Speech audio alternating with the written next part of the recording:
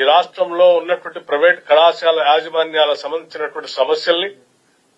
ఆయా కళాశాలలో చదువుకున్నటువంటి విద్యార్థుల భవిష్యత్తును దృష్టిలో పెట్టుకుని ఆ సమస్యని సానుకూలంగా పరిష్కరించాలని, అది భారమైనప్పటికీ ఇబ్బంది అవుతున్నప్పటికీ కూడా సానుకూలంగా వారందరితో చర్చించి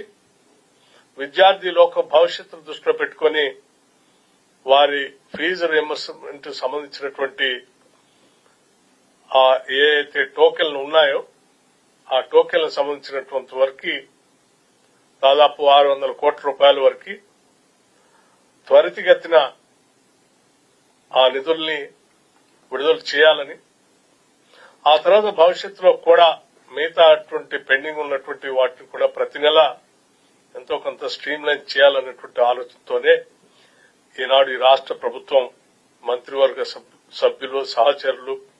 ముఖ్యమంత్రి గారు అందరూ కూడా ఆలోచన చేసి ఈ నిర్ణయం చేసి ఈరోజు యాజమాన్యాలకు సంబంధించినటువంటి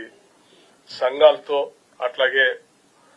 ఈరోజు సుదీర్ఘంగా నిన్న ఈరోజు చర్చించడం జరిగింది. వారు కూడా సానుకూలంగా స్పందించి రాష్ట్ర ప్రభుత్వం చేస్తున్నటువంటి ఈ నిర్ణయాల్ని, ఆలోచనలు వాళ్లు కూడా స్వాగతిస్తూ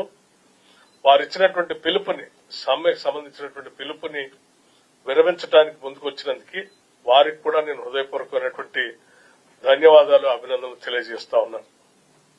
భవిష్యత్తులో ఈ రాష్ట్రం